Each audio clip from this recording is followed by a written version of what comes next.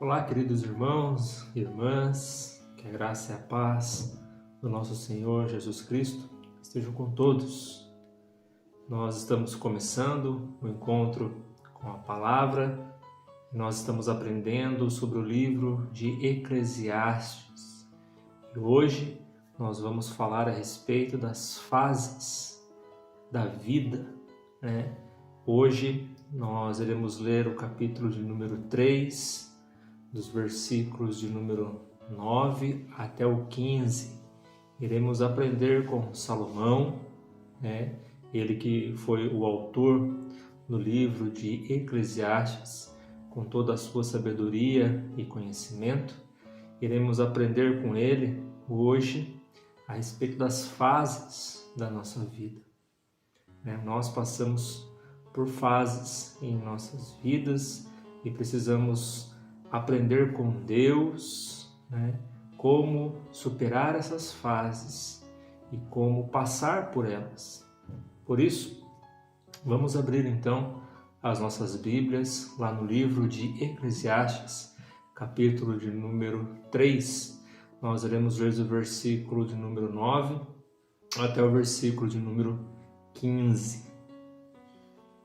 Eclesiastes, capítulo 3, versículos de 9 a 15. Diz assim a palavra de Deus: Que proveito tem o trabalhador naquilo com que se afadiga? Viu o trabalho que Deus impôs aos filhos dos homens, para com ele os afligir. Deus fez tudo formoso no seu devido tempo. Também pôs a eternidade no coração do ser humano, sem que este possa descobrir as obras que Deus fez, desde o princípio até o fim. Sei que não há nada melhor para o ser humano do que alegrar-se e aproveitar a vida ao máximo. Sei também que poder comer, beber e desfrutar o que se conseguiu com todo o trabalho é dom de Deus. Sei que tudo o que Deus faz durará eternamente, sem que nada possa ser acrescentado e nem tirado, e que Deus faz isto para que as pessoas o temam. O que é, já foi, e o que será, também já foi. E Deus fará vir outra vez o que já passou. Amém. Então aqui chegamos no capítulo 3 de Eclesiastes. Na aula anterior nós aprendemos a respeito da soberania de Deus, em relação ao tempo, em que Deus determinou o tempo para todas as coisas. E nós aprendemos isso na aula passada, que tudo acontece com um propósito, um tempo determinado por Deus. E aqui do versículo 9 até o versículo de número 15, Salomão ele vai falar a respeito das fases da nossa vida. Em que sentido Salomão está querendo dizer aqui a respeito dessas fases? Muitas vezes nós estaremos diante de sertões e veredas, diante de desertos e pastos verdejantes. Nós iremos caminhar entre a escassez e a abundância. E é isso que Salomão tenta expressar aqui nesses versículos, e a qual nós, como cristãos, precisamos aprender a lidar com essas situações em nossa vida, para que não venhamos ter desespero quando viermos enfrentá-las. Então Salomão ele faz esse paralelo, esse comparativo, e notem que ele, nos primeiros versículos, no versículo de número 9, ele fala a respeito do trabalho. Ele diz assim: que proveito tem o trabalhador naquilo com que se afadiga? Que proveito tem um trabalhador naquilo que se afadiga? Salomão começa a questionar o seu trabalho. E esta fase em nossas vidas, muitos de nós já passamos por ela ou até mesmo estamos enfrentando ela neste momento. Quem de nós algum dia não se questionou a respeito das coisas que acontecem em nossa vida? Aqui Salomão está dando o exemplo do trabalho, como muitos já algum dia pararam para pensar e indagaram a respeito disso. Por que estou trabalhando neste lugar? Do que adianta trabalhar e não ter um aumento? Do que adianta trabalhar e não ser reconhecido neste lugar? Por que estou trabalhando aqui ainda? Por que ainda tenho esta profissão? Muitos indagaram a respeito disso, ou ainda estão indagando nos dias de hoje em sua vida. Ou então muitos usam este argumento, igual Salomão usou para o trabalho, para as outras áreas na vida. O porquê eu ainda estou nesse relacionamento? Esse relacionamento não está trazendo nenhum benefício para mim. O porquê ainda continuo insistindo nesta relação. Muitos questionam o convívio familiar, e muitos questionam tantas e tantas outras coisas em sua vida. E aqui Salomão está dando o exemplo do trabalho. Ele está dando o exemplo do trabalho. E muitos podem estar questionando a respeito de outras coisas. E nós somos assim. Nós questionamos quando algo não nos agrada, quando algo não está de acordo com a nossa vontade.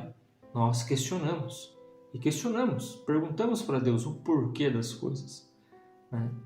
Somos tão ousados que questionamos a Deus a respeito das coisas que acontecem em nossa vida, como se Deus tivesse que prestar contas a nós daquilo que Ele faz. No versículo de número 10, Salomão continuando falando a respeito do trabalho, ele diz assim: vi o trabalho que Deus impôs aos filhos dos homens para com ele os afligir. Olha o pensamento de Salomão. Ele está colocando agora o seu desgosto, a sua angústia, e colocando a culpa em Deus, dizendo que tudo aquilo que não atrai, não dá a ele prazer, não dá a ele alegria, está pelo contrário, somente cansaço, preocupação, enfim, ele coloca agora a culpa em Deus, fala que ele viu o trabalho que Deus colocou na vida dos filhos, dos homens para os afligir, como se o trabalho que nós temos hoje, as tarefas que nós realizamos fosse um mal, e tudo isso que nós fazemos é um castigo de Deus. Pelo contrário, a nossa fadiga, o nosso cansaço, que é decorrente do nosso trabalho, tudo isso é por causa do pecado, como nós vemos lá em Gênesis no capítulo 3. Depois que o homem pecou, o seu trabalho se tornou penoso. Deus falou para Adão: do suor do seu rosto você colherá o fruto para o seu alimento. Então, notem que Salomão aqui, apesar de toda a sua sabedoria, ele nos dá a entender que Deus é culpado pelo cansaço, pela decepção, pelo fracasso do ser humano, na sua angústia, na sua busca pelo prazer e pela alegria. E isso, amados irmãos, nos faz refletir o quanto nós somos insatisfeitos com as coisas. O quanto nós estamos insatisfeitos, não estamos satisfeitos com o nosso trabalho, com a nossa profissão, com a nossa família, com o nosso casamento, não estamos satisfeitos com a igreja, com a nossa comunidade, e procuramos culpados, procuramos alguém para justificar toda a nossa decepção, como o próprio Salomão está fazendo aqui. E muitas vezes nós caímos no mesmo erro. Nessa fase da vida, procurar culpados. E muitas vezes esse culpado é Deus. Mas notem que interessante, a partir do versículo de número 11, o pensamento de Salomão muda. E ele diz assim: Deus fez tudo formoso no seu devido tempo, também pôs a eternidade no coração do ser humano, sem que este possa descobrir as obras que Deus fez desde o princípio até o fim. E é esta fase da nossa vida que nós precisamos entender, que quando vem a insatisfação, quando estamos passando pela fase da murmuração, da reclamação, entender que tudo o que Deus fez é formoso e está no seu devido tempo. Se estamos passando por essa situação, se estamos passando por este momento, nós precisamos entender que Deus está no controle de todas as coisas e nada pode fugir do poder das suas mãos. Deus continua soberano no seu trono, governando todas as coisas. E Deus não chega atrasado e nem adiantado. Ele faz no seu devido tempo, porque Deus é poderoso. Então Salomão ele começa a reconhecer que Deus faz tudo conforme o seu querer e a sua vontade no seu tempo. E o seu tempo é perfeito. E ele diz que Deus colocou a eternidade no coração do homem. Talvez seja essa a ideia que nós precisamos ter em nossa mente para fugirmos da insatisfação. Por quê? Esse mundo não irá preencher aquilo que somente Deus pode preencher em nosso coração. Nós somos seres eternos. O próprio Salomão diz isso, Deus colocou a eternidade no coração do homem. Então, nada neste mundo irá preencher o nosso ser, o nosso coração. Nada, porque este mundo ele é efêmero, ele é passageiro, ele é volátil, ele é frágil, ele muda conforme as circunstâncias, mas aquilo que é eterno prevalece. Então, somente nós poderemos preencher o vazio do nosso coração, a insatisfação da nossa alma somente com coisas eternas, ou seja, somente com as coisas de Deus. Deus nos criou para si e nós só encontraremos paz enquanto estivermos nele. Somente nele.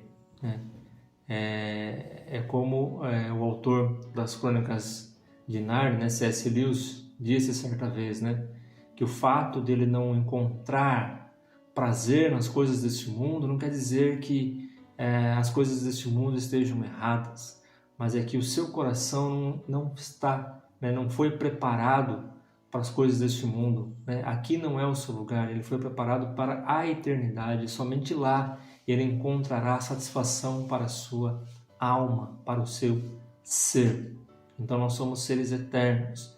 E toda vez que nós estivermos insatisfeitos com as coisas deste mundo, devemos lembrar que tudo que esse mundo pode oferecer não irá nos completar. Somente Deus tem o poder de completar a alma do ser humano, dar a ele paz, alegria, dar a ele a plenitude do seu espírito. No versículo de número 12, Salomão diz: sei que não há nada melhor para o ser humano do que alegrar-se e aproveitar a vida ao máximo. É claro que Salomão aqui não está fazendo uma apologia ao pecado, o que muitos pensam que aproveitar a vida ao máximo é usufruir de tudo que esse mundo pode dar, todos os prazeres pecaminosos desse mundo. Não é isso, mas aproveitar a vida ao máximo significa viver intensamente na presença de Deus todos os dias da sua vida.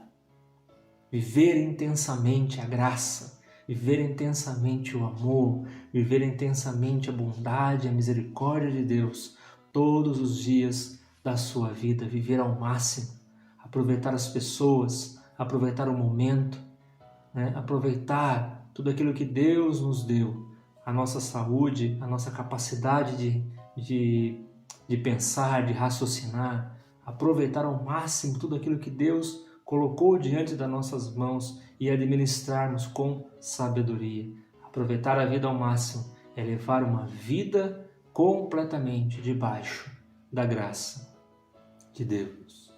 No versículo de número 13, ele diz: sei também que poder comer e beber e desfrutar tudo o que conseguiu com o trabalho é dom de Deus.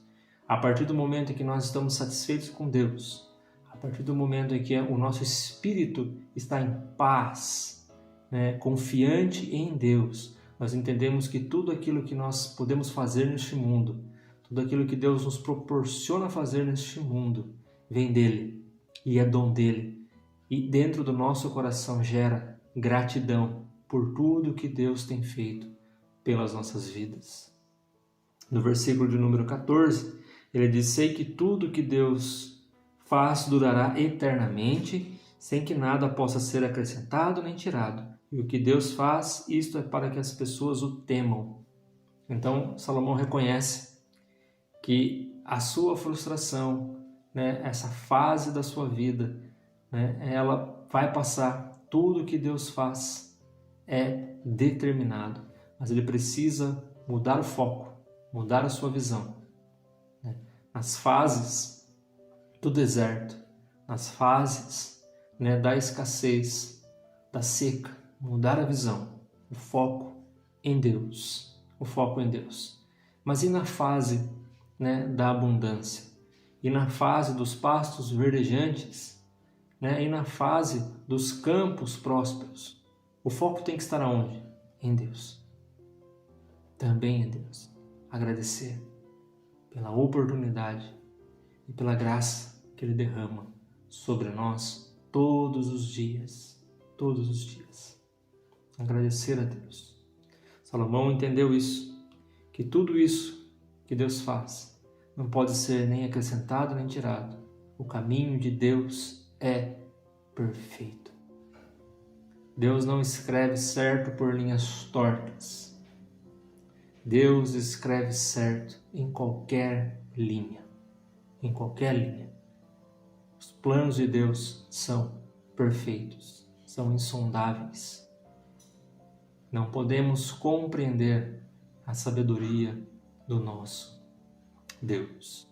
No versículo 15, para encerrar, ele diz: o que é já foi, e o que será também já foi, e Deus fará vir outra vez o que já passou.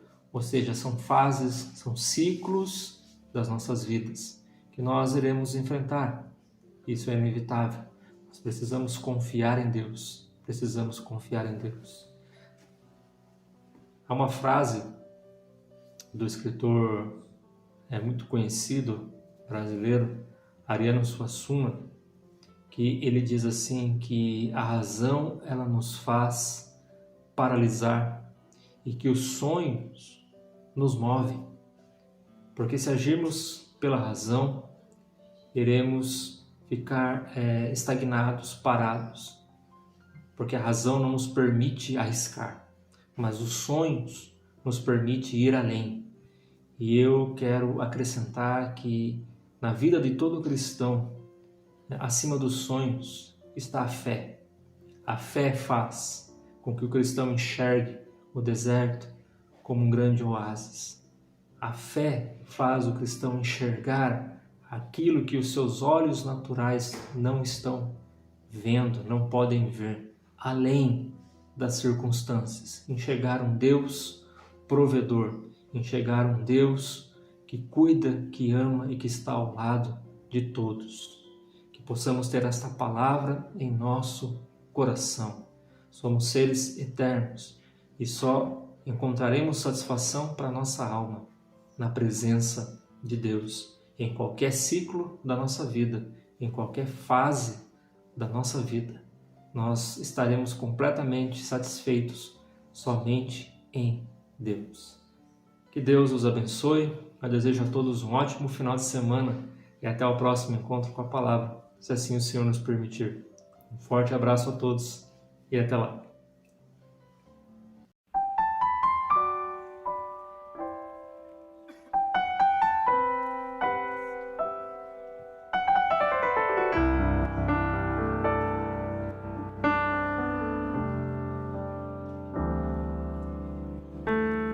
Se você tentou e não conseguiu,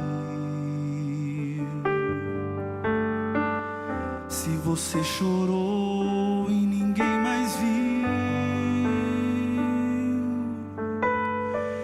se você gritou em meio à aflição, se não encontrou quem lhe estendesse a mão, saiba, Deus tudo viu.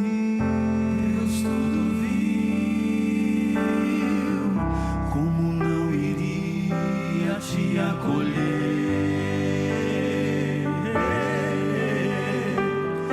O que te formou, quem te fez nascer?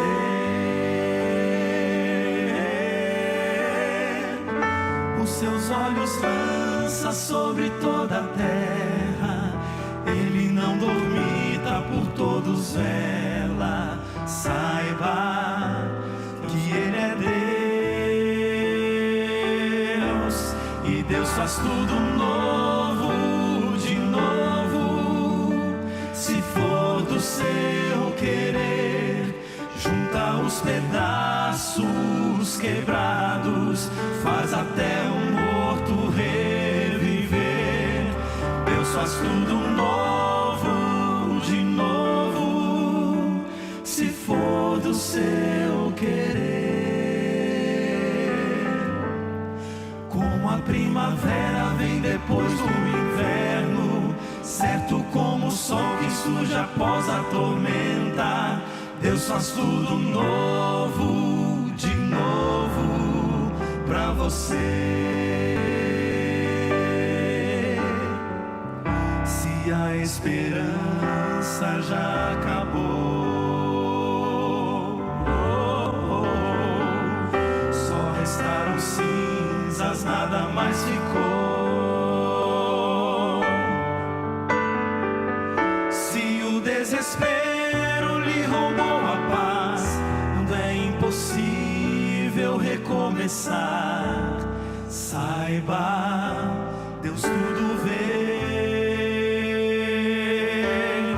Deus faz tudo novo, de novo. Se for do seu querer, junta os pedaços quebrados, faz até um morto reviver. Deus faz tudo novo, de novo, se for do seu querer.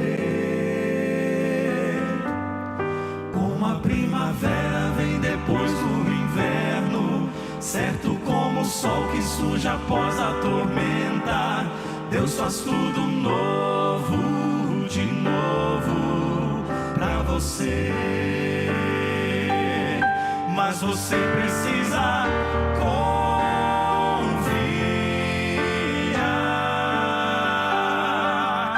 nas promessas que esse Deus lhe dá, e pela fé as lutas passarão, melhores dias se virão à frente, à frente.